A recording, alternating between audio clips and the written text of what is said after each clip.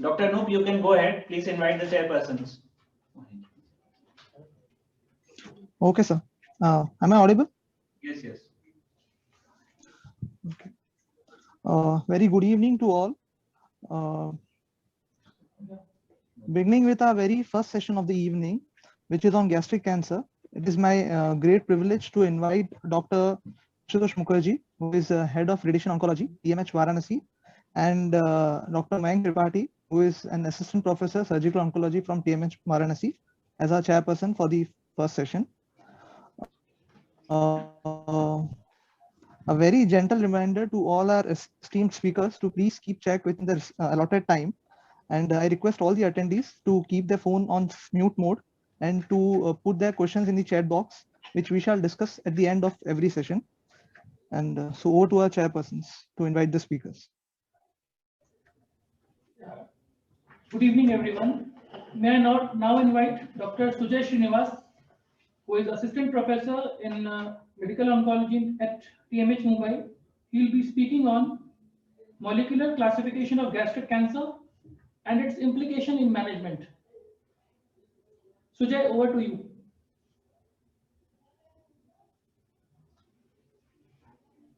Am I audible now? Yes. Hello. Audible and visible. Slides are visible. Yeah. Thank you. First of all, I would like to thank the organizing committee for inviting me here.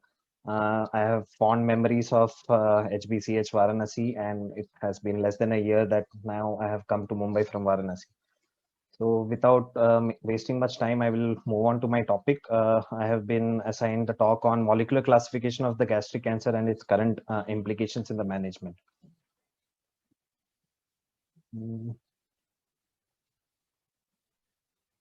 I'm unable to move my screen.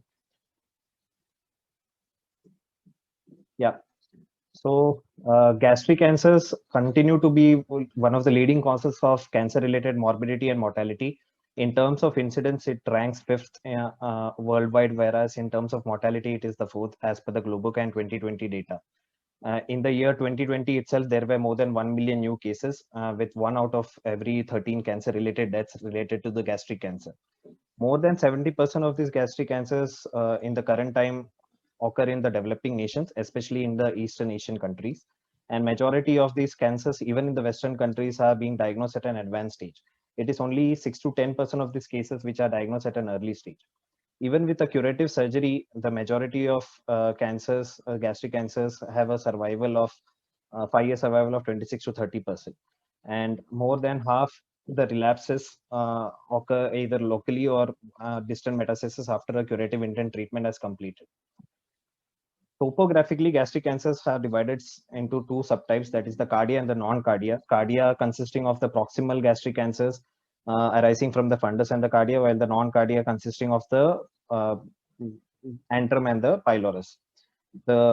Although these 2 topographical subsites differ in terms of etiology and their epidemiology, they are treated in similar fashion. The incidence and mortality of the non-cardia cancers has been steadily declining because of the altered H. pylori infection and the dietary habits, whereas the incidence of gastric cancer, both the cardia and non-cardia, has been increasing in young adults, especially in less than 50 years of age. Coming to the traditional histological classification, there are 2 main types of histologically classifying gastric cancers, the Lauren and the WHO classification. As per the Lauren classification, the intestinal and the diffuse are the 2 main subtypes, whereas as per the WHO classification, adenocarcinoma is the main subtype, with the tubular and papillary subtypes corresponding to the intestinal type of the Laurel classification, whereas the poorly cohesive subtype from the adenocarcinoma of WHO corresponding to the diffuse. Although this traditional histological classification has some implication in the terms of prognosis, they differ in terms of epidemiology and also in the clinical presentation. But in a clinical setting, these cancers are treated the same way, and the current histological classification provides an insufficient data to guide the precise management of individual patients. Hence, coming to the need of a newer classification, the gastric cancers as a disease, it is a heterogeneous, but the treatment strategies are similar. There is a high recurrence rate even after curative surgery. Insufficient attention is being paid to the underlying molecular mechanism which drives the tumorigenesis and the differences in the patterns of recurrence for this gastric cancer. the current histological system does not take into consideration these, and it is difficult to get a personalized treatment with this. And also with the newer available molecular techniques, we can identify potential driver alterations, which can act as clinically important biomarkers and potential treatment targets. One of those examples being trastuzumab, which was evaluated in the TOGA study. Now, as we can see in these two figures, there are multiple genetic and epigenetic modifications which are at play in the tumorigenesis of a gastric cancer. These genetic alterations can be either a gene mutation or a differential gene expression or a alteration in the somatic copy number of the chromosomes, while there are epigenetic alterations, mainly the DNA and the histone methylation. The TP53 and the CDH1 gene mutation are one of the most commonly occurring mutations in the gastric cancer. This table enumerates the different targeted agents which has been evaluated in gastric cancer from the depending upon the molecular targets. And the trastuzumab and ramucirumab targeting the HER2 and the VEGF receptors have been proven to be beneficial, whereas cetuximab and the other EGFR agents have proved not significantly improving survival. Coming to the molecular classification, till date, there have been 4 molecular classification which has been attempted, out of which the TCGA, that is the Cancer Genome Atlas, and the ACRG, that is the Asian Cancer Research Group subtype, are the comprehensive ones, whereas the earlier subtypes are the intrinsic and the Lee subtypes. So in 2011, the first molecular classification that was attempted by Tan et al. This was done in vitro studies from 37 gastric cancer cell lines. They differentiated the tumors into genomic intestinal and the genomic diffuse types. Whereas the Lee subtype, which is also called as the Singapore Dew classification, which was published in 2013, they evaluated the tumors from 248 Singaporean and Australian patients, and they divided the cancers into 3 types, that is the proliferative, metabolic, and the mesenchymal. The TCGA molecular classification is the most comprehensive till date, and it has provided a roadmap for the patient stratification and trials of targeted therapies. Whereas the ACRG was done from a single center in South Korea. They analyzed the mRNA expression levels from around 300 tumors. So coming to the intrinsic subtype by Tan et al., they divided into the 2 types, that is the genomic intestinal and the genomic diffuse type. About 64 to 70% of these molecular subtype correlated with the Lauren intestinal and the diffuse subtype. And the main conclusion from that was that the intestinal subtype were very sensitive to 5-FU and oxaliplatin, whereas the diffuse subtype was more sensitive to cisplatin. And as expected, the diffuse gastric cancer had a poorer survival as compared to the intestinal molecular subtype. Now, as per the Lee subtype, there were 3 types: proliferative, metabolic, mesenchymal. Again, it was seen that the metabolic gastric cancer had the overall best prognosis and more sensitive to 5-FU related treatment, whereas the mesenchymal gastric subtype had molecular alterations which showed that we could target the PI3K, AKT, or the mTOR pathway in this subtype.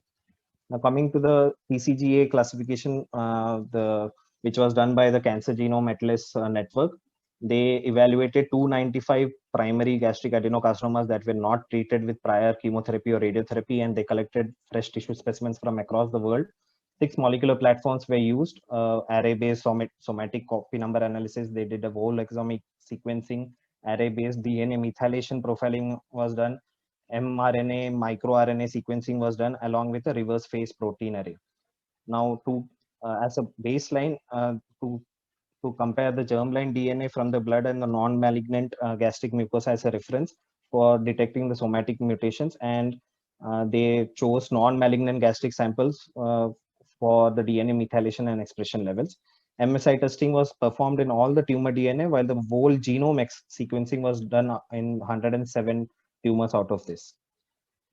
So this is how they proceeded. Out of the 295 samples, they first looked at the EBV positivity, which came out to be in 9% cases, followed by the MSI status, and all those tumors that were MSI high were classified as MSI microsatellite unstable or the hypermutated type.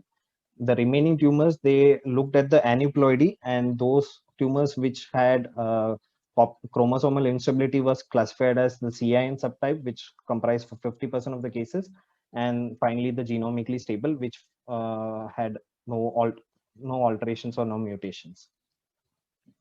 Coming to the this figure shows the TCGA subtypes, the EBV positive subtype, the MSI, genomically stable, and the chromosomal instability, with their main clinical and features, like the EBV positive subtype being predominantly seen in males, mainly in the fundus and the body, while the MSI subtype being seen in older patients with a median age of 72, and mainly in females. They had a location in the antrum.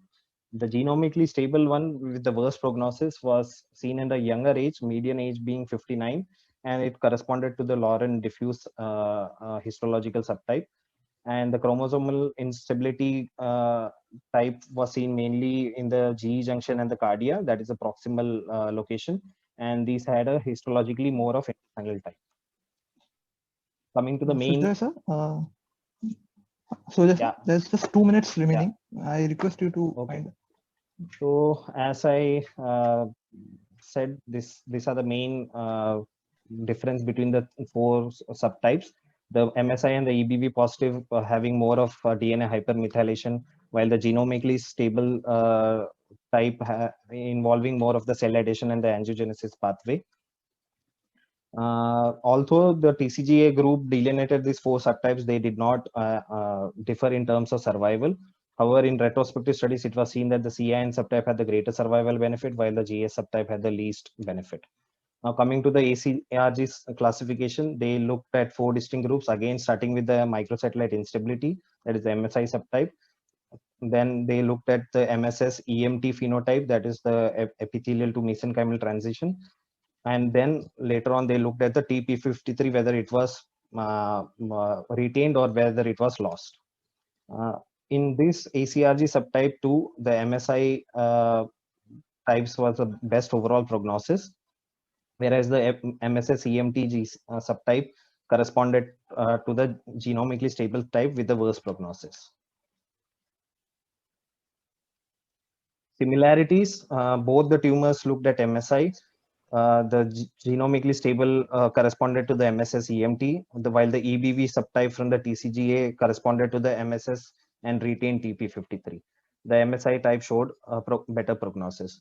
However, there were some differences, like the diffuse subtype was lower in the TCGA cohorts. The TCGA, CIN, and the GS subtype were present across all the data sets. And coming to the current implications, although these molecular techniques are quite expensive and currently not feasible or cost effective, we can do IHCs and IHH testing to look at some of these subtypes by doing the EBV status, by doing the microsatellite instability, and looking for aberrant expression of the E-cadherin and TP53, which will correspond to some of those molecular subtypes, and thus we can predict or we can choose immunotherapy in the EBV and the microsatellite unstable subtypes. So coming to the conclusion, gastric cancer being a very heterogeneous disease has multiple genetic epigenetic aberrations, and the current TNM and histopathological data is insufficient for the prognostication and individualized treatment. So the molecular classification undoubtedly is an important step forward for individualized treatment. In future, it will be a combination of clinical, pathological, and molecular combined classification, which will give us an individualized approach. However, there is still a long way to go for this. Thank you.